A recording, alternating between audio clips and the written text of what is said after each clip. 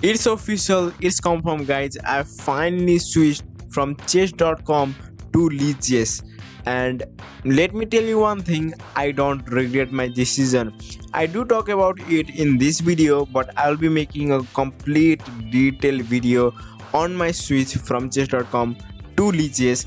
We will talk about the topic in next video, but today we will analyze the game that we played for the first time since switching from chess.com to lichess, and it was absolutely amazing. So we will be doing the analysis. So let's begin. Also, make sure to subscribe, it helps a ton. That's right, guys, you heard it right. We are officially switching from chess.com to lichess. I will give you the reason in this video, but before that, let's just get into the video. We will talk about it as we go. Now let's see this game that we played today. This game was interesting. We did play this on lichess, and we will be analyzing this on lichess. So let's go. It was against 1530 opponent. I'm currently rated 1464. All right, let's start. The game begins with d4. I was going for the infamous London system where the opponent plays this, then we go here declaring London system. But of course, that didn't happen in this game. The opponent went for e5 and England gambit. And actually, I also play the same against d4. The computer does say it's an inaccuracy, but it's pretty playable. Then I take the center pawn. Then my opponent played d6, which is also theory. I did took on d6, and my opponent took with the bishop. Usually here you play this move and sacrifice your knight, and if I were to take, then I no. In this position, it's different. It's not the theory. In theory, you have to play bishop here first before playing this move, which also didn't happen in this game. So this is what happened, and then I played e4, capturing the center of the board.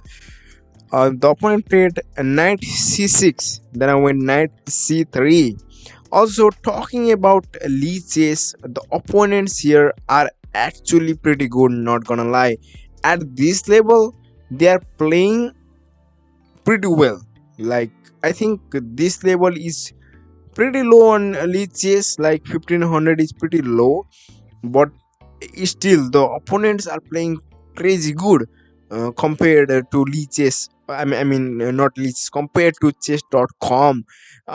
And then here we played, the opponent played bishop e6, then I went knight f3, capturing the center of the board. Queen e7 was played, then I brought out my bishop, pinning the knight to the king. Then they played this move, which is a little inaccuracy as it allows me to take and damage their pawn structure. Here, of course, they took with the pawn. Then I played here the infamous blunder of this game, and that is e5, which clearly blunders our pawn, because if they were to take, I cannot take back because the queen is under attack here. So yeah, I had only one move in this position, that is this, and here the opponent won a pawn. Then bishop takes c3 was played, check, bishop takes c3 check was played, damaging my pawn structure. Now we have a pretty symmetrical position, and when they played this move, I jumped in with a crazy tactic in my mind, attacking this pawn, threatening a fork.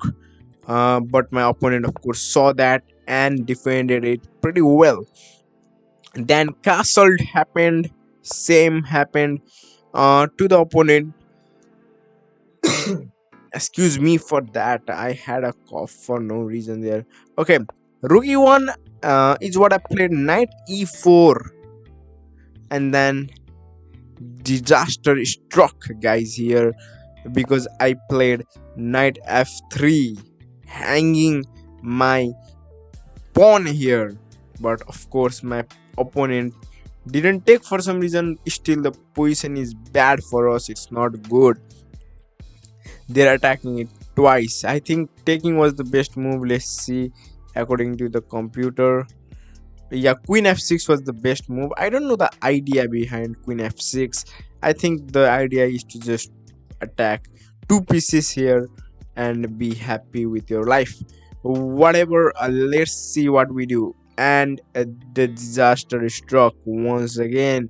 I thought I was giving them a skewer or whatever that you say, uh, actually winning one of the pieces here, but I forgot that this is a well defended square by the knight, and the knight takes the bishop and I take the knight. They take the bishop back, threatening a checkmate.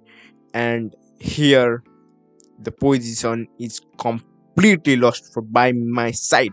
Also, let's talk about a little bit about the leeches, the cheaters here on leeches is non-existence. Actually, I've never encountered a single player that was really auspicious or whatever, nobody here, I think, cheats, but it's probably not true. The moderation is pretty good. I think I should give credit to moderators or the moderation system, because in chess.com I think I encounter cheaters pretty frequently, but in this platform it's not frequent or it's not existence.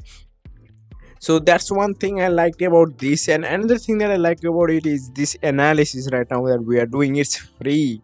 In chess.com it's not, and I'm a student currently reading, and that's not something I can afford to pay. The paywall is pretty big and I cannot break that paywall for a premium on chess.com, where everything is free on leeches. The puzzles are free, everything is free, but in chess.com it's definitely not free. But yeah, it doesn't mean that chess.com is a bad platform. It just means that I don't need to pay that amount of money in order to improve at chess, at the very least. Also, let's continue the game here. I played g3, threatening, not threatening, getting out of the threat actually. Also guys, English is not my first language nor my second language, so it's not pretty good. I hope you can bear with it. I'm definitely trying to improve. I played g3. I really loved this move by my opponent, clearly threatening a mate. If I don't play this move, I think that's the only move in this position. If I don't play this move, I'm losing. Maybe I can also play this, but this does weaken the queen from this side, and they can maybe have some kind of tactic happening. If I played this, I think they did have this, and I think I was in a lot of trouble. And according to the computer, that's true. Queen s5 was played next, after I played queen f1.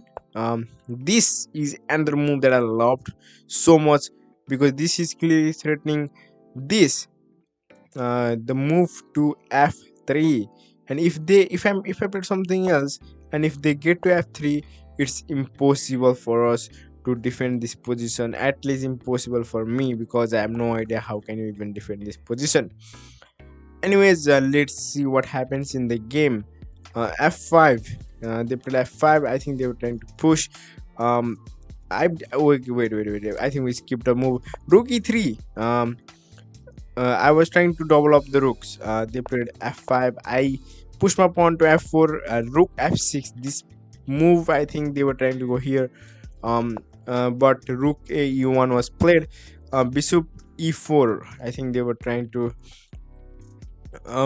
thread this pawn here, and I played this move, and I immediately regretted it, because if they were here, it would have been a skewer. So yeah, that didn't happen. They bought out their rook. I played this move because I had nothing else to do. They played this move, then I gave a check, and I went here. Now the checkmate is unavailable, but it's pretty hard to spot. It's on like 4 or 5 moves, and I didn't see it. They didn't see it. They played this move. I played this move again, threatening I mean blundering checkmate. That's unavoidable.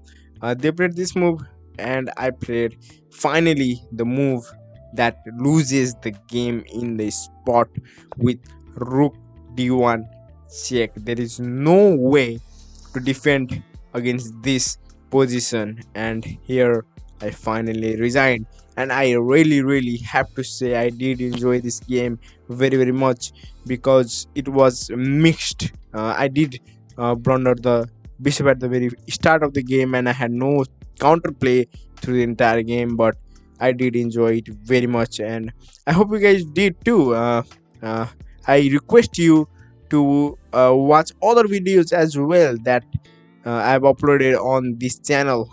Till then, I will see you